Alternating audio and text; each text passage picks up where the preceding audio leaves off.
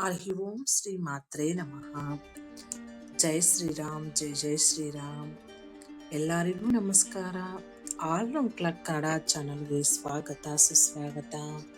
ಇವತ್ತಿನ ವಿಡಿಯೋದಲ್ಲಿ ರಾಮನವಮಿಯಂದು ಬೆಲ್ಲದ ಪಾನಕ, ಮಜ್ಜಿಗೆ, ಕೋಸಂಬರಿ ತಯಾರಿಸುವ ಹಿಂದಿನ ವೈಜ್ಞಾನಿಕ ಕಾರಣವೇನು ಅಂತ ತಿಳ್ಕೊಳ್ಳೋಣ.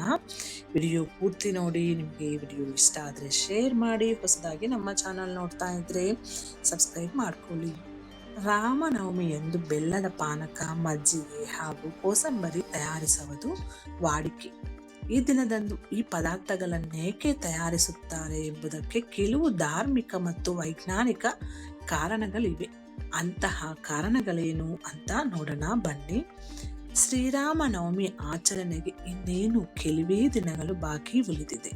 ಭಗವಾನ್ ಶ್ರೀರಾಮ ಜನಿಸಿದ ದಿನವನ್ನು ಹಿಂದೂಗಳು ರಾಮನವಮಿ ರೂಪದಲ್ಲಿ ಆಚರಿಸುತ್ತಾರೆ.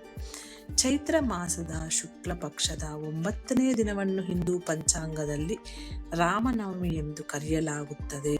ಈ ಬಾರಿ ಏಪ್ರಿಲ್ 6ರಂದು ರಾಮನವಮಿ ಇದೆ. ಈ ದಿನದಂದು ರಾಮ ಅಯೋಧ್ಯದಲ್ಲಿ ಜನಿಸಿದ ಎಂದು ಹೇಳಲಾಗುತ್ತದೆ. ಅದರ ಜೊತೆಯಲ್ಲಿ ರಾಮನು ಕೆಟ್ಟ ಶಕ್ತಿಗಳ ವಿರುದ್ಧ ಜಯ ಸಾಧಿಸಿದ ದಿನವೆಂದು ಹೇಳಲಾಗಿದೆ. ಇನ್ನು ಶ್ರೀರಾಮನವಮಿಯ ದಿನದಂದು ಭಗವಾನ್ ರಾಮನನ್ನು ಸ್ಮರಿಸುವುದು ಒಂದೆಡೆಯಾದರೆ, ರಾಮನವಮಿ ಎಂದಾಕ್ಷಣ ನೆನಪಿಗೆ ಬರುವುದೇ ಬೆಲ್ಲದ ಪಾನಕ, ಮಜ್ಜಿಗೆ ಹಾಗೂ ಕೋಸಂಬರಿ. ಹಿಂದೂ ಧರ್ಮದಲ್ಲಿ ಅನೇಕ ಹಬ್ಬಗಳು ಬರುತ್ತವೆ. ಎಲ್ಲ ಹಬ್ಬಕ್ಕೂ ಕಡುಬು, ಹೋಳಿಗೆ, ಪಾಯಸ ಮಾಡುವುದು ಸರ್ವಸಾಮಾನ್ಯ. ಆದರೆ ಈ ಹಬ್ಬಕ್ಕೆ ಮಾತ್ರ ಮಜ್ಜಿಗೆ ಏಕೆ ತಯಾರಿಸುತ್ತಾರೆ, ಬೆಲ್ಲದ ಪಾನಕ ಏಕೆ ಮಾಡಬೇಕು ಎಂದು ಎಂದಾದರೂ ಯೋಚಿಸಿದ್ದೀರಾ ನೀವು? ರಾಮನವಮಿಯ ದಿನದಂದು ಹೆಸರುಬೇಳೆ ಕೋಸಂಬರಿಯನ್ನೇ ಯಾಕೆ ತಯಾರಿಸಬೇಕು ಎಂದು ನಿಮ್ಮಲ್ಲಿ ಎಂದಾದರೂ ಕುತೂಹಲ ಇರಿದ್ರೆ ಈ ಪ್ರಶ್ನೆಗೆ ಉತ್ತರ ಇಲ್ಲಿ ತಿಳ್ಕೊಳ್ಳೋಣ. ಬೆಲ್ಲದ ಪಾನಕ ನೀಡುವ ಹಿಂದಿನ ವೈಜ್ಞಾನಿಕ ಧಾರ್ಮಿಕ ಕಾರಣ ಏನೆಂದರೆ, ನಿಮಗೆಲ್ಲ ತಿಳಿದಿರುವಂತೆ ಶ್ರೀರಾಮನವಮಿ ಚೈತ್ರ ಮಾಸದಲ್ಲಿ ಬರುತ್ತದೆ. ಚೈತ್ರ ಮಾಸವೆಂದರೆ ವಿಪರೀತ ಬಿಸಿಲಿನ ಕಾಲ.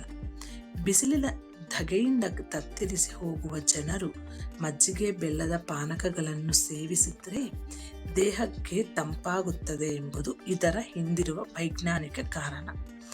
ಅಲ್ಲದೆ ಪಾನಕ ವಿಷ್ಣುವಿಗೆ ಅತ್ಯಂತ ಪ್ರಿಯವಾದ ಪಾನೀಯಗಳಲ್ಲಿ ಒಂದು. ಭಗವಾನ್ ಶ್ರೀರಾಮ ವಿಷ್ಣುವಿನ ರೂಪವಾಗಿರುವ ಹಿನ್ನೆಲೆಯಲ್ಲಿ ರಾಮನಿಗೆ ಪಾನಕವನ್ನು ಅರ್ಪಿಸಲಾಗುತ್ತದೆ ಎಂಬುದು ಧಾರ್ಮಿಕ ನಂಬಿಕೆ.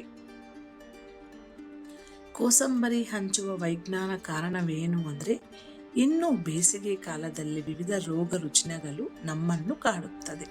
ಆದರೆ ಹೆಸರುಬೇಳೆ ಆಂಟಿ ಆಕ್ಸಿಡೆಂಟ್ ಅಂಶವಿರುವ ಪದಾರ್ಥಗಳಲ್ಲಿ ಒಂದಾಗಿದೆ.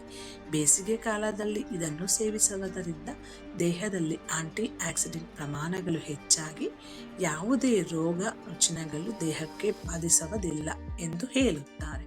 ಬೇಸಿಗೆ ಕಾಲದಲ್ಲಿ ಹೀಟ್ ಸ್ಟ್ರೋಕ್ ಉಂಟಾಗುವ ಅಪಾಯವೂ ಹೆಚ್ಚಿರುತ್ತದೆ. ಆದರೆ ಹೆಸರುಬೇಳೆಯಲ್ಲಿರುವ ವೈಟಿಕ್ಸಿನ್ ಹಾಗೂ ಐಸೋವೈಟಿಕ್ಸಿನ್ ಅಂಶವು ಬೇಸಿಗೆಯಲ್ಲಿ ಸ್ಟ್ರೋಕ್ ಉಂಟಾಗದಂತೆ ನಮ್ಮನ್ನು ಕಾಪಾಡುತ್ತದೆ. ಹೀಗಾಗಿ ರಾಮನವಮಿಯಂದು ರಾಮನಿಗಾಗಿ ತಯಾರಿಸುವ ಈ ಪದಾರ್ಥಗಳು ಕೇವಲ ಬಾಯಿಗೆ ರುಚಿ ಕೊಡುವುದು ಮಾತ್ರವಲ್ಲದೆ ದೇಹಕ್ಕೂ ಎಷ್ಟೆಲ್ಲ ತಂಪು ನೀಡುತ್ತದೋ. ಇದು ಸ್ನೇಹಿತರೆ ಇವತ್ತಿನ ವಿಡಿಯೋ.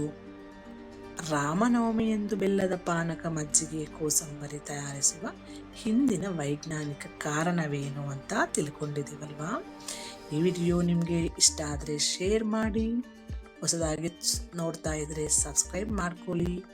ಈ ವಿಡಿಯೋದಲ್ಲಿರುವ ಎಲ್ಲ ಅಂಶಗಳು ನಿಮ್ಮ ಸ್ವಂತ ವಿವೇಚನೆ ಮಾಡಿ ನಿರ್ಧಾರಗಳೆಲ್ಲ ತೆಗೆದುಕೊಳ್ಳಿ.